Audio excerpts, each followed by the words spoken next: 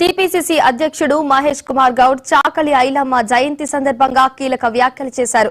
ఢిల్లీలో ఆయన మాట్లాడుతూ చాకలి ఐలమ్మ సాయుధ పోరాటం ప్రతి యువతకు స్ఫూర్తిగా నిలవాలని ఆయన పిలుపునిచ్చారు.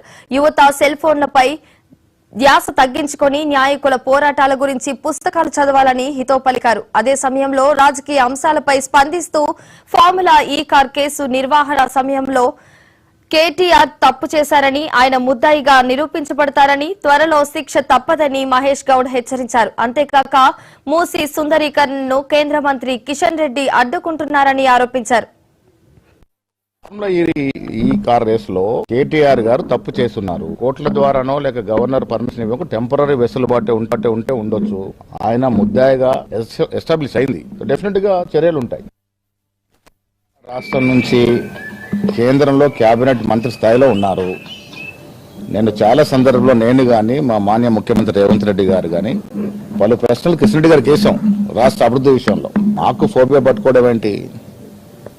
తెలంగాణ రాష్ట్రం ఇచ్చింది కాంగ్రెస్ పార్టీ. నేను కిషన్ రెడ్డి గారికి మనవి చేస్తా ఉన్నాను, అభివృద్ధి విషయంలో పార్టీలకు అతీతంగా ఉండాలి.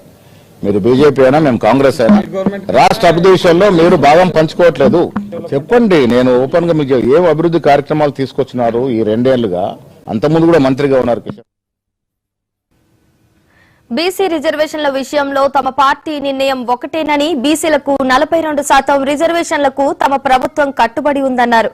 బీసీలకు న్యాయం చేసే పార్టీ కాంగ్రెస్ మాత్రమేనని మహేష్ గౌడ్ పునరుద్ఘాటించారు. కేంద్ర మంత్రులు కిషన్ రెడ్డి, బండి సంజయ్ కేవలం మాటలకు మాత్రమే పరిమితమవుతున్నారని విమర్శించారు.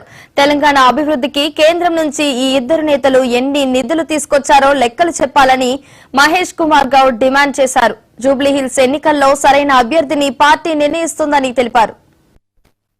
మీ ద్వారా నేను కిషన్ రెడ్డి గారు మభ్యపెడుతున్నారు కానీ మీ ద్వారా తెలంగాణ ప్రజలు తెలుసుకోవాల్సింది, రేవంత్ రెడ్డి గారు ఒక అగ్రవర్ణకు చెందినటువంటి వ్యక్తి అయి ఉండి కూడా రాహుల్ గాంధీ గారి యొక్క నినాదం కాబట్టి స్వాతంత్రం ముందు జరిగిన సర్వే 1930లో జరిగితే మళ్ళీ 2024లో దానికి శ్రీకారం చుట్టి దేశ చరిత్రలో మొట్టమొదటిసారిగా స్వాతంత్ర భారతదేశం మొట్టమొదటి కుల సర్వే చేశారు.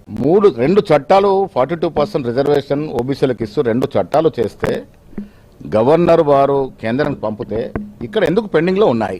ఆ తర్వాత ఆర్డినెన్స్ కూడా ఇచ్చాం ఎన్నికల కోసం. ఈ 3 కూడా కేంద్రం దగ్గర ఎందుకు పెండింగ్ లో ఉన్నాయి? కేసీఆర్ విధించిన క్యాప్ను తొలగిస్తూ కూడా ఇంకొక చట్టం చేశాం అసెంబ్లీలో.